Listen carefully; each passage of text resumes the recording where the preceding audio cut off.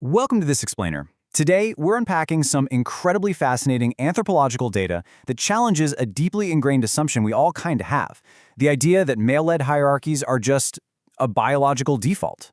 Well, we're going to look strictly at the fossils and the research to uncover how our ancestors actually lived before the dawn of modern civilization. Let's get right into it. Think about the number 95%. The source points out that for roughly 95% of human existence, Paleolithic societies operated entirely without formal leaders, without monarchs, and without chiefs. I mean, really, take a second to let that sink in. The vast, overwhelming majority of our time on this planet was spent in egalitarian groups. The whole concept of kings and rigid hierarchies, it's actually an incredibly recent blip in human evolution. Crazy, right? Now, you might be wondering about our closest relatives. We share approximately 98.7% of our DNA with both chimpanzees and bonobos, yet their social structures are wildly different. On one side, you have chimpanzees, who rely on male-dominated hierarchies maintained through sheer physical strength and, honestly, calculated violence. On the other side, bonobos feature female-led, egalitarian societies driven by cooperative matriarchal coalitions. What's absolutely fascinating here is that humans evolved to do something entirely different from both of them. Which brings us to Section 1, Reverse Dominance Hierarchies. So according to researcher Christopher Boehm, instead of a strong bully rising to the top to command the group, like we see in chimpanzee troops, prehistoric humans basically flipped the script. They used collective power to actively suppress anyone who tried to hoard resources or boss people around. Dominance simply wasn't tolerated. It was literally the group keeping the individual in check. And the source brilliantly illustrates exactly how they maintain that balance with a few great hypothetical scenarios. Imagine a guy, let's call him Grug, who decides he wants the absolute best cuts of meat all for himself. Well, step 1 is mockery. But if he keeps it up, step 2 is social erasure. Nobody speaks to him, nobody shares with him, and in the Paleolithic era, isolation meant certain death. But what if there's a truly dangerous individual? Let's call him Hot Pepper, and he threatens actual physical violence. While the 29 other armed humans in the band would simply coordinate to enact Step 3, exiling him, or in some extreme cases documented in the ethnographic record, executing him in his sleep. The ultimate message was crystal clear: we will not be ruled. Moving right along to Section 2, the man-the-hunter myth. So how did we get our prehistoric history so incredibly wrong if this egalitarian lifestyle was the norm? Well, it traces all the way back to a heavily biased 1966 symposium that birthed the man-the-hunter theory. But the data from that era tells a completely different story. Researchers at that very same symposium actually presented findings showing that 60 to 80% of contemporary foraging diets came from gathered plant foods, not hunted meat. Despite this hard data, textbooks falsely cemented male-driven hunting as the master behavior of our species, kind of pushing women's labor to the sidelines as mere support work. Gathering was completely dismissed as unskilled labor, just wandering around picking berries. But in reality, it required a staggering amount of skill. A gatherer needed generational, encyclopedic knowledge of hundreds of plant species. They had to track seasonal changes, plan complex routes, and deeply understand toxicity.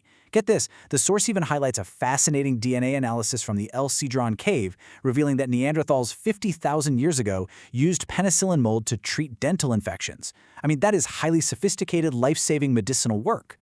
Let's transition to Section 3, Endurance, Skill, and Female Hunters. When it came to actual hunting, early humans utilized a strategy called persistence hunting. Instead of overpowering an animal with raw brute strength, a highly coordinated group of humans would track and pursue prey over dozens of miles in the blazing heat until the animals simply collapsed from physical exhaustion. This strategy relied entirely on stamina, heat regulation, and teamwork. And because of this, the source notes that women, whose bodies are biologically incredibly well built for endurance, were naturally suited for this exact type of hunting. A really tangible example of this is the Wamayaya Pachawa discovery in the Andean highlands. Archaeologists found an elite hunter buried with big game tools used for taking down large alpaca-like vicuñas. Because of modern bias, scientists just initially assumed the remains were male. But as the source notes, when they used modern DNA and isotopic analysis, they proved conclusively that this elite hunter was actually a 17 to 19-year-old young woman. No way, right? This discovery was a total game changer. It prompted researchers to look back at the historical record. The source points out that after re-evaluating numerous burial sites across the Americas containing big game hunting tools, researchers realized a staggering truth. Almost 50% of the skeletons previously assumed to be male hunters were actually female. The evidence of egalitarian labor was literally buried right in front of us, completely obscured by modern bias. Okay, Section 4, the origins of patriarchy. So, the big question is, if we shared survival duties equally for tens of thousands of years, how did society completely flip? Anthropologists overwhelmingly point to the agricultural revolution, roughly 10,000 years ago, as the catalyst. It was basically a perfect storm. The invention of the plow shifted labor dynamics, and settling down led to the sudden accumulation of private property, massive population spikes, and a caloric surplus that completely reorganized human life as we knew it. Modern anthropologists have refined theories on this exact chain of events. Once nomadic humans settled down, they suddenly had surplus property they wanted to pass down to their own descendants.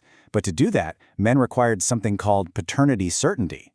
According to the source, this direct need to ensure an heir led to patrilineal descent, and consequently, strict control over women's reproduction and sexuality.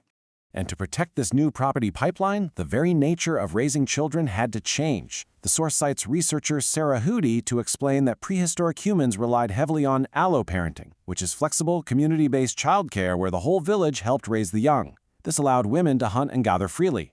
But agriculture dismantled all of that. It isolated women into strict nuclear families, tying them to the home to ensure the bloodline and property remained totally secure.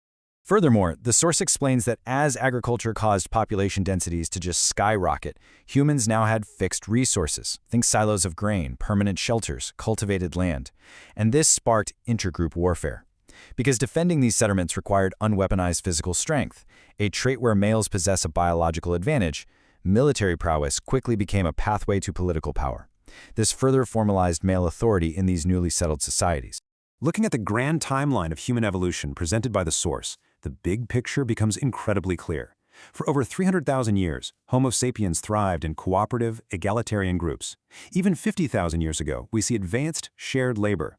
It's really only in the last 10,000 years, following the agricultural revolution, that formal hierarchies, extreme wealth disparities, and rigid gender roles became the standard operating procedure for our species. Since the anthropological data strongly suggests that male-dominated leadership is a relatively recent societal construct, rather than some biologically preordained absolute, I want to leave you with a question to ponder as we wrap up this explainer. If egalitarian cooperation was the absolute secret to our survival for the first 95% of our history, how might understanding that truth change the way we approach leadership, power, and community today? Thank you so much for joining me, and keep questioning the history you've been taught.